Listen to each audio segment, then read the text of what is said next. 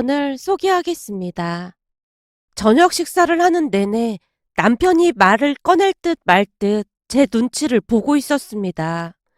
식사를 끝내고 나서 급히 고무장갑을 끼고는 설거지를 하는 모습이었어요. 설거지를 하고 있는 남편의 뒷모습에서 알 수 없는 불안감마저 느껴지고 있었는데요. 무엇인가 어려운 부탁을 할 때마다 남편의 행동은 항상 같았으니까요. 잠시 후 설거지를 끝낸 남편이 과일과 차를 준비해서는 제 옆에 자리를 잡고 앉았어요. 또 무슨 말을 하려고 자꾸 어슬렁거리는 거야? 뭐야, 눈치챈 거야? 당연한 거 아니야? 밥 먹는 내내 한마디도 안 하고 계속 뭔가를 골똘히 생각하질 않나? 설거지는 그렇다 치더라도 과일까지 예쁘게 깎아서 가지고 온 것만 봐도 내 눈치 보고 있는 게 확실하잖아. 또 뭔 소리를 하려고 그러는 거야? 뜸들이지 말고 빨리 말해. 제가 단숨에 말을 토해내고 있자 남편의 표정이 비장하게 변하고 있었어요. 제 추궁에 남편이 곧 결심을 한 듯 입을 열었습니다. 저기, 사실은 얼마 전에 엄마한테 전화가 걸려왔었거든? 어머님한테? 혹시 본가에 무슨 일이라도 있는 거야? 아니, 큰일은 아니고 엄마가 계속 한숨을 내쉬더라고. 어머님이 한숨을? 그럼 무슨 일이 있으신 거잖아. 그래서 내가 무슨 일이냐고 물어봤더니 엄마가 조심스레 말을 꺼냈는데 남편이 시어머님과의 통화 내용에 대해 상세히 설명을 해줬어요. 사실 우리 시부모님은 지방에서 두부 장사를 하고 계셨는데요. 처음에는 작게 시작한 두부 장사가 점점 커지면서 지역의 명물이 되었답니다. 이게 맛도 맛인데 청결적인 부분에서 워낙 입소문이 나면서 젊은 사람들도 단골이 많을 정도로 유명해졌답니다. 두부 장사를 하기 전에는 많이 힘들게 살았다는데 두부 장사를 시작하면서 형편도 많이 나아졌다고 들었습니다. 사실 우리가 결혼할 때 시부모님께서 집도 마련해 주셨기에 항상 감사하는 마음으로 살았습니다. 한마디로 두부를 생각하는 시부모님의 마음은 남달랐다고 해야 할까요? 시댁에서 식사를 하는 날이면 두부 반찬이 빠지지 않고 올라왔고 두부는 세상에서 가장 귀한 음식이었습니다. 그랬기에 시어머님의 입에서는 항상 두부 이야기뿐이었고요. 이 두부가 건강에도 아주 좋고 거기다 맛도 얼마나 좋은 줄 아니? 두부는 신이 내려준 음식이라니까. 라는 말을 반복했으니까요. 그랬기에 저는 시부모님께 첫 인사를 드리고 오던 날 약간은 걱정이 되기도 했습니다. 대화 내내 두부에 대한 이야기뿐인 분들인데 그토록 두부에 대해 자부심도 많고 사랑하는 분들인데 혹여나 나중에 우리에게 두부 장사를 물려받으라고 하는 건 아닐까 하는 걱정이 머릿속을 맴돌고 있었으니까요. 결국 제가 그 부분을 남편에게 말했지만 남편이 그럴 리가 없다고 펄쩍펄쩍 뛰었기에 남편을 믿고 결혼을 했습니다. 하지만 그날따라 남편의 행동에서 알 수 없는 불안감 같은 것이 느껴졌기에 제가 걱정스레 먼저 말을 꺼냈습니다. 혹시 어머님께서 두부 장사 얘기 꺼내신 거야? 어? 당신이 그걸 어떻게 알았어? 혹시 엄마한테 연락 온 거야? 역시나 남편의 입에서 그 말이 튀어나왔습니다. 아니, 그런 건 아니고 왠지 그랬을 것 같아서 물어본 것뿐이야. 그래서 어머니께서 뭐라고 하셨는데. 저기, 그때 아버지께서 허리를 좀 다치셨잖아? 근데 그 이후로 일하시는데 많이 힘들어 하시나 보더라고. 그래서 사람을 구해서 일을 하고 있다는데 무단으로 출근을 하지 않는 날도 많고 문제가 이만저만이 아닌가 봐. 그러면 아버지가 아픈 몸에 또 일을 하시나 본데 아무래도 허리가 고질병이다 보니 아파서 고생하고 그런 모양이더라고. 하긴 허리 디스크가 표시는 안 나는데 고통은 어마어마하다고 하더라고. 아버님 몸으로 힘들긴 하실 거야. 그래, 바로 그거야. 디스크 고통이 어마어마하대. 그래서 엄마도 걱정이 많고 말이야. 남편의 입에서 저절로 한숨 소리가 새어나왔습니다. 그럼 사람을 바꿔보는 건 어때? 계속 문제면 그 사람 말고 다른 사람을 구하면 되는 거잖아. 벌써 몇 명째 바꾼 거라고 하더라고. 근데 계속 말썽인가 봐. 그래서 어머니께서 뭐라고 하셨는데? 그때 이미 남편의 입에서 어떤 말이 나올 줄 예상하고 있었음에도 제가 짐짓 모른 척하고 남편에게 물었습니다. 그리고 역시나 남편의 입에서 제가 걱정하던 말이 쏟아져 나왔어요. 저기, 당신한테는 진짜 미안한데 엄마가 이번 참에 내려와서 일을 좀 배웠으면 하는 것 같아.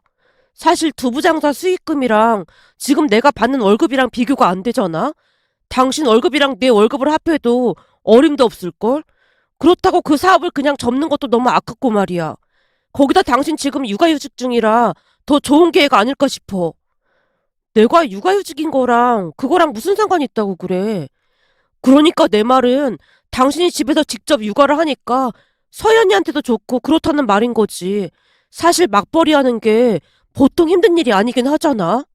그때쯤 제가 육아휴직 중이었기에 남편이 그 부분을 언급하고 있었습니다. 사실 남편의 말이 틀린 말이 아니긴 했습니다. 회사 선배들 중 맞벌이를 하는 사람이 많았는데요. 끝도 없이 쏟아지는 문제들로 인해 다들 힘들어한 건 사실이었으니까요. 적어도 회사 일은 나만 열심히 하면 큰 문제가 일어나지 않았으나 육아는 생각지도 않은 일들이 수시로 일어났습니다.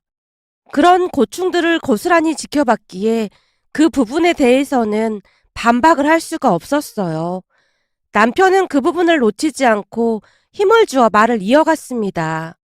사실 서연이를 남한테 맡기는 것도 좀 그래. 당신 육아휴직 끝나고 출근하면 그래야 하는데 내가 보니까 진짜 할 짓이 아니더라고. 그래서 내 생각은 그냥 이참에 우리 둘 다 회사 그만두고 나는 내려가서 두부일 배우고 당신은 집에서 전업주부를 하자 그 말이야.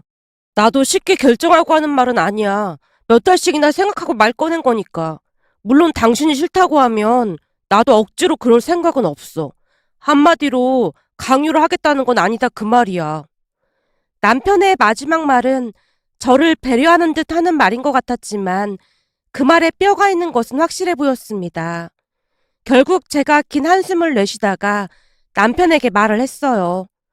알았어. 당신 말이 틀린 말은 아니니까 그럼 나도 한번 생각은 해볼게. 정말이야? 정말 생각해 볼 거야? 내가 분명히 말하지만 그렇게 하겠다는 건 아니야. 다만 생각을 해보겠다는 거지. 그니까 김칫국 마시지 말고 있어. 알았어. 당연히 생각을 해봐야 하는 게 맞는 거지. 난 당신이 화 안 내고 이렇게 말해주는 것만으로도 진짜 고마워. 남편이 감격스러운 듯 말하고 있었는데요. 그러면 그럴수록 제 마음은 무겁기만 했습니다. 그 뒤 친정 엄마뿐만 아니라 친한 친구들과도 상의를 해봤지만 반응은 한결같았어요. 하나같이 제게 네가 미쳐도 단단히 미쳤구나라는 말만을 했을 뿐이었으니까요. 그렇게 또다시 시간이 지나갔고 어느 날 내려간 시댁에서 시어머님이 제게 간절하게 말했어요. 얘, 우리가 너한테 절대 일 안 시키마. 넌 그냥 집에서 육아하고 살림만 하면 된다. 너도 알다시피 네 시동생은 선생이 체질이라고 우리가 하는 일은 절대 못한다고 저 난리잖니. 그러니 다시 한 번만 생각해주면 안 되겠니? 어머님, 그게 그렇게 간단한 문제가 아닌 거 아시잖아요. 저한테는 절대 쉬운 일이 아닙니다. 그래, 내가 네 마음을 왜 모르겠니? 우리가 너한테 정말 많이 미안하구나. 시어머니께서 시종일관 제게 미안하다는 말을 했기에 제 마음이 더욱 불편할 수밖에 없었는데요. 차라리 막무가내로 밀어붙였다면 제가 강하게 나가지 않았을까 싶었으니까요. 하지만 남편은 이미 두부 장사를 하는 쪽으로 마음이 기울어진 것인지 회사 일에 별 미련도 없어 보였습니다. 회사를 그냥 왔다 갔다 하는 느낌이었다고 해야 할까요? 그렇게 결국 우리는 두부 장사를 물려받기로 했고 모든 것을 정리한 뒤 본가 근처로 이사를 했습니다. 물론 본가와 조금 떨어진 곳에 집을 마련해서 남편이 출퇴근을 했는데요. 그나마 다행이라면 다행이었던 것이 두부를 만드는 일이 적성에 맞는 것인지 남편은 정말 열심히 일을 하며 그 어느 때보다 즐거워 보였습니다. 그 모습을 보며 저도 약간은 위안을 받았고요. 사람이 살면서 자신이 좋아하는 일을 할 수 있다는 것 자체가 참 감사한 일이라는 생각을 했으니까요. 거기다 시어머님은 단 한 번도 저를 찾지도 않았고 오히려 가끔은 딸의 육아를 도와주면서 조금이라도 쉴 수 있도록 배려를 해줬습니다. 또한 남편이 매달 돈을 많이 가져다 줬는데요. 그동안 회사 생활하면서 받던 월급과는 차원이 달랐다고 해야 할까요? 덕분에 매달 적금도 넣으며 짧은 시간에 꽤 많은 돈도 모을 수 있었습니다. 정말이지 한동안은 아무런 걱정 없이 그렇게 살았던 것 같네요. 시댁으로 내려간 것을 절대 후회하지 않았으니까요. 그런데 문제는 제가 둘째를 낳으면서 시작이 되었습니다. 둘째를 낳고 아는 사람이라고는 시댁 가족들 뿐인 이곳에서 홀로 외로움을 참아내야만 했기에 저도 모르는 사이에 산후 우울증이 왔던 것 같았어요. 더군다나 둘째를 임신하고 난 뒤 상상할 수도 없을 정도로 살이 쪄서 더욱 그러지 않았나 싶었습니다. 거울을 볼 때마다 제가 아닌 것 같다는 생각마저 들었으니까요. 하지만 그런 것보다 더 큰 문제가 있었는데요. 그건 바로 남편의 행동이었습니다.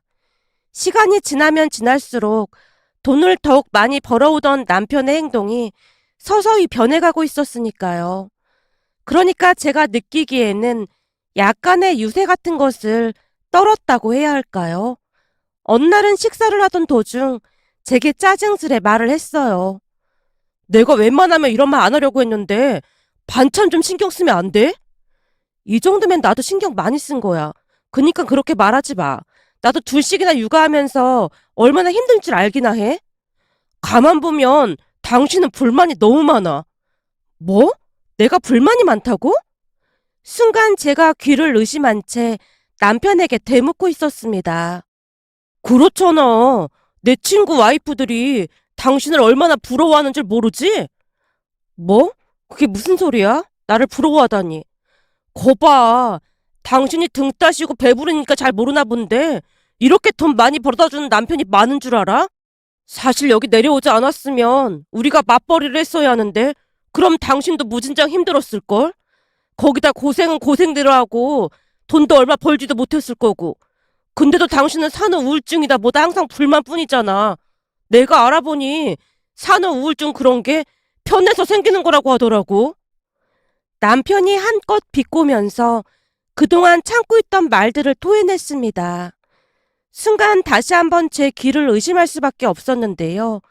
그동안 제가 알고 있던 사람이 맞나 싶을 정도로 남편은 변해가고 있었습니다.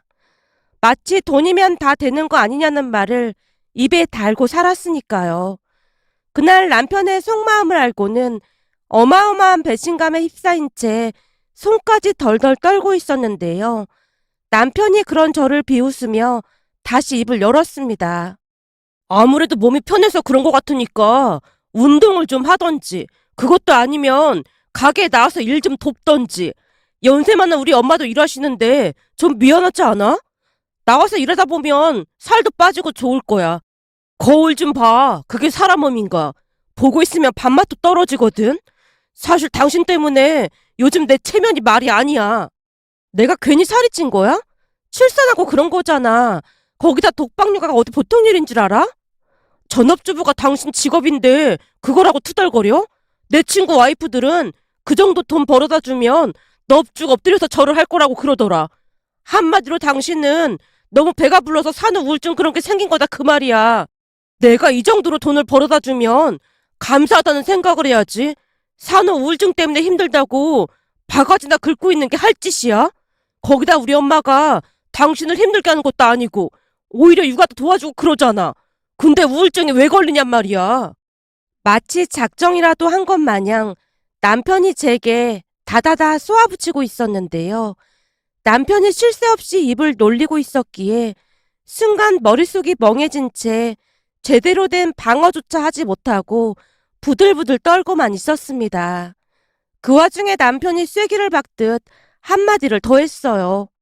그래서 말인데 몇 달 후에 있는 부부 동반 동창 모임 말이야. 그때 당신은 그냥 참석하지 마. 뭐? 당신 설마 나 살쪘다고 창피해서 참석하지 말라는 거야? 뭐 그런 것도 있고 당신이 우울증이다 뭐다 내내 죽상을 하고 앉아있으면 오랜만에 하는 동창회가 엉망이 될 거 아니야. 그니까 그냥 집에서 푹 쉬어. 어차피 살쪄서 맞는 옷도 없잖아. 그렇다고 그 몸을 해서 옷을 새로 사는 것도 좀 문제고 말이야. 아무튼 동창회는 나 혼자 갈 테니까 그런 줄 알고 있어. 그리고 우울증 걸린 당신한테 앞으로 살림 못 맡기겠으니까 앞으로 나한테 용돈 받아 쓰고 어떻게 사용했는지 내역 다 보고해. 할 말을 다해서 속이 시원하다는 표정으로 남편이 자리에서 일어났습니다. 그 순간 어마어마한 배신감으로 인해 별의별 생각이 다 들었는데요. 순간 이래서 사람들이 이혼이라는 걸 하는 걸까 하는 생각마저 들었습니다. 그렇게 저는 남편에게 정이 떨어질 대로 떨어진 채로 이혼 생각만 가득한 채로 하루하루를 보내고 있었습니다. 그때 당시 제 휴대폰 인터넷 검색창에는 이혼이라는 단어만 빼곡할 정도였으니까요. 그렇게 시간이 얼마나 지났을까요? 혹여라도 불편할까 싶어 집에 잘 찾아오지 않던 시어머님이 우리 집에 찾아와서 제게 물었습니다. 얘, 혹시 나한테 뭐 서운한 거라도 있는 거니? 아니요, 없습니다. 없는데 왜 전화도 안 받고 통 집에 놀러도 안 오는 거니? 예전에는 나한테 손주들도 가끔 맡기고 바람도 쐬고 그러더니만 요즘은 두문불출하고 집에만 있는 것 같구나. 병원은 계속 다니고 있는 거지. 우리 때야 우울증 그런 거 생각할 틈도 없이 살았지만 요즘은 세상이 좋아져서 그런 게 다 병이라는 게 밝혀졌으니까 마음이 힘들면 가서 꾸준히 치료받아야 한다. 내가 들어보니 산후 우울증이 정말 무서운 거라고 하더구나. 내가 손주들 봐줄 테니 꼭 병원은 다녀야 한다. 시어머님이 걱정 가득한 표정으로 제 눈치를 보며 말을 하고 있었지만 제가 초점 없는 눈으로 대꾸조차 하지 않았어요. 그 모습에 시어머님 눈시울이 붉어져 있었는데요. 이게 다 내 잘못인 것 같아서 너무 미안하구나. 그때 니들 내려오라고 하는 게 아니었어. 다 내 잘못이다. 순간 시어머님이 등을 돌려 눈물을 훔치다가는 제 손을 꼭 붙들고 말을 이어갔습니다. 얘, 정 힘들면 친정에 가서 몇 달 쉬다 오는 건 어떻겠니? 너한테 정말 미안하다. 시어머님이 다시 한번 진심을 담아 사과를 하고 있었습니다. 그 모습에 저도 조금은 마음이 누그러졌고 꽁꽁 숨겨놨던 속마음을 다 꺼내놓기 시작했어요. 그중 최근 들어 남편이 제게 했던 막말에 대해 사실 그대로 털어놨는데요. 제 말을 듣던 시어머님의 얼굴에 분노가 가득해졌습니다. 그러니까 아범이 정말로 그렇게 말을 했다는 거냐? 네가 살이 쪄서 밥맛도 떨어진다고? 이런 정신 나간 인간을 봤나? 지 자식을 둘이나 낳은 아내한테 그게 할 소리야? 그리고 뭐가 어쩌고 어째? 용돈을 받아 쓰고 보고를 하라고 해? 저게 미쳐도 단단히 미친 개야. 시어머님이 뭔가를 결심한 듯 집을 나섰습니다. 그렇게 며칠이 지났고 어느 날 시어머님이 집에 다시 찾아왔는데요. 큰 결심을 한 듯 단호한 목소리로 말을 했어요.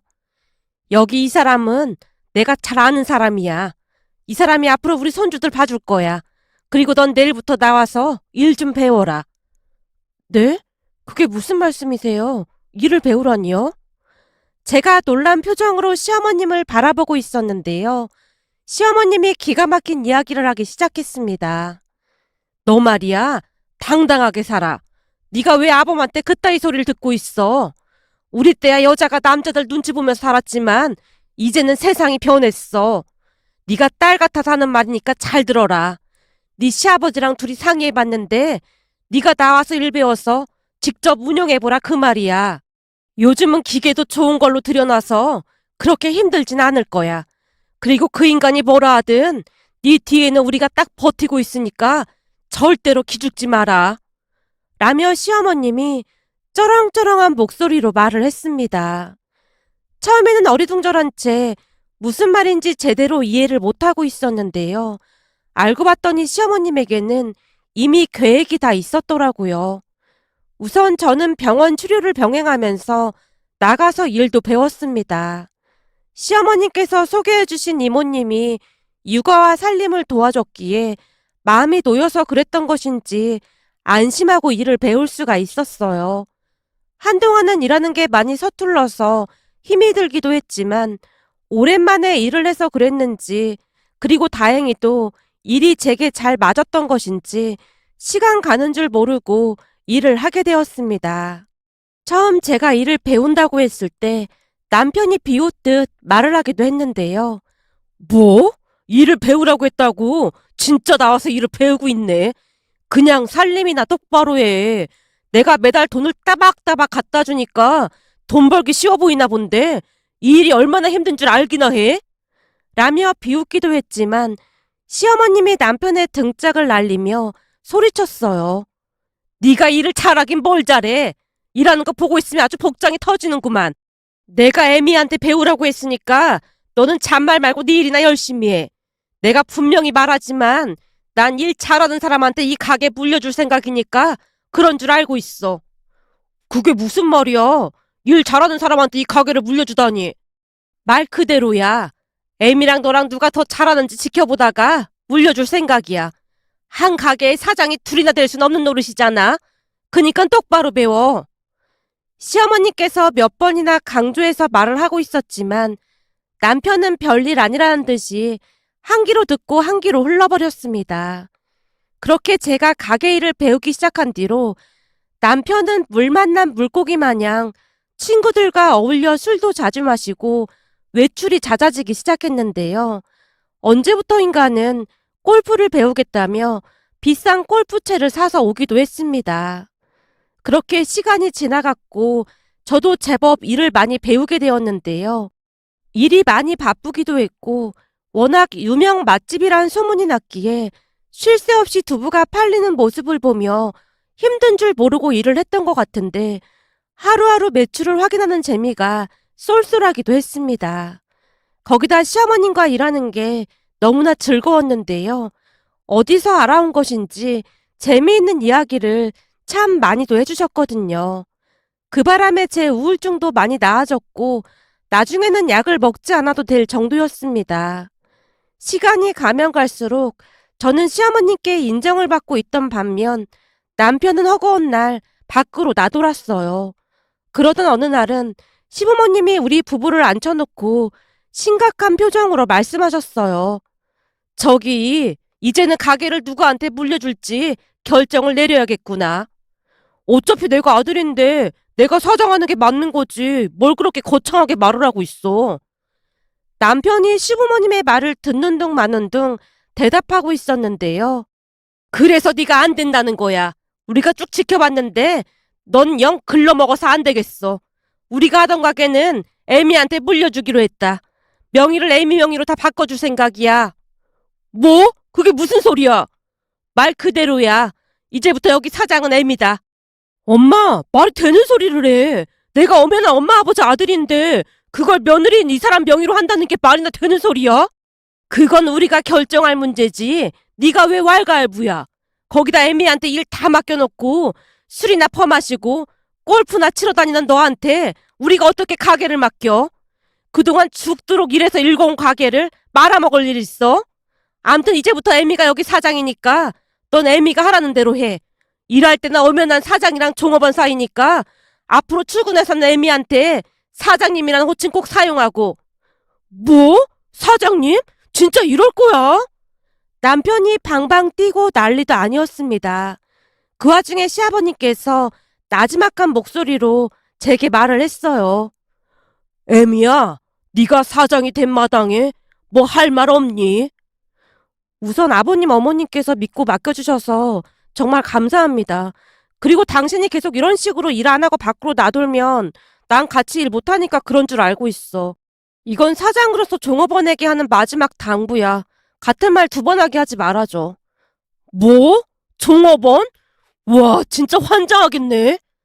남편이 다시 방방 뛰더니만 밖으로 뛰쳐나가버렸습니다.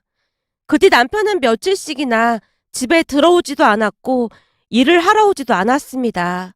그 모습에 시아버님께서 제게 조용히 말씀하셨어요.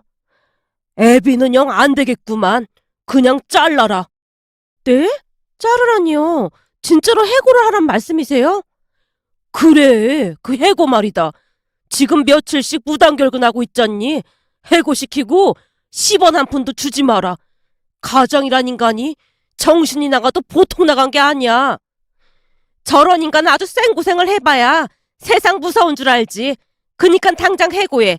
이제는 네가 여기 대표인데 그 정도 강단은 있어야지.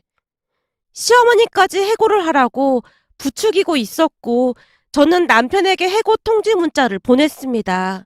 아무리 전화를 해도 받질 않았으니까요. 처음 해고 통지 문자를 받은 남편은 관심도 없는 듯 했지만 시간이 지나면서 돈이 떨어지자 연락을 해왔습니다. 하지만 저는 들은 척도 하지 않았고 어느 날은 잔뜩 술에 취한 채 시부모님께 찾아와서 울며 불며 말을 했지만 역시나 시부모님도 들은 척도 하지 않고 내쫓아버렸어요. 결국 돈이 떨어진 남편은 다시 집에 들어왔는데요. 시부모님께서 대놓고 제 편을 들어주자 두 손 두 발 다 들고 백기투항을 했습니다. 그렇다고 해서 다시 일을 한 건 아니었습니다. 시어머니께서 남편에게 조용히 말을 꺼냈거든요. 이제부터 네가 집에서 육아하고 살림해. 뭐? 나보고 살림을 하라고? 네가 애미한테 그랬다며. 그 쉬운 육아랑 살림하면서 무슨 불평불만이 그렇게도 많냐고. 애미는 일하느라 바쁘니까 그 쉬운 살림 네가 하라 그 말이야. 싫으면 나가서 다시 일을 하던지. 근데 어디서 너 같은 거 써줄란가 모르겠다. 시어머님의 말에 한동안 일자리를 알아보는가 싶더니만 결국 전업주부를 하게 되었습니다. 처음에는 서툴던 것이 시간이 가면 갈수록 익숙해져 가는 것인지 어느 날은 빨래를 개면서 제게 말을 하기도 했어요. 저기 내가 살림해보니까 하루 종일 할 일이 어마어마한 거 있지? 전에 당신한테 막말한 거 진짜 미안했어. 그래서 말인데 나 생활비 좀 더 올려주면 안 될까? 내가 살림을 해보니까 아무리 아껴 쓴다고 해도 생활비가 솔찬히 들어가더라고. 요즘 물가도 많이 올랐고 말이야. 여보, 밖에서 돈 벌어오는 게 어디 쉬운 일인 줄 알아? 그니까 더 아껴 써야 할 거 아니야. 도대체 살림을 어떻게 하는 거야? 당신이 안에서 이렇게 살림을 엉망으로 하고 있는데 내가 밖에서 제대로 일이나 할 수 있겠어? 그럼 우선은 내가 생활비 조금 올려줄 테니까 장도 마트에서 볼 생각하지 말고 전통시장 같은 데 가서 발품 팔아가면서 장 보고 그래. 젊었을 때 바짝 벌어놔야 할 거 아니야. 남편에게 생활비를 아껴 쓰라는 말을 하면서 어찌나 통쾌했는지 모르겠네요. 전에 받았던 서름을 다 돌려줬다고 해야 할까요? 암튼 남편은 술도 끊고 지금은 전업주부를 하면서 잘 지내고 있답니다. 며칠 전에 집에 놀러 오신 시어머님이 남편에게 살림 똑바로 못한다고 잔소리하는 모습을 보며 다시 한번 감사한 생각이 들었는데요. 만약 현명하신 시부모님이 아니었다면 우리의 결혼 생활이 어떻게 됐을까 아찔하기만 했답니다. 앞으로도 시부모님께 효도하며 잘 살아가겠습니다. 오늘의 사연은 여기까지였습니다. 즐겁게 보셨다면 구독, 좋아요 부탁드립니다. 고맙습니다.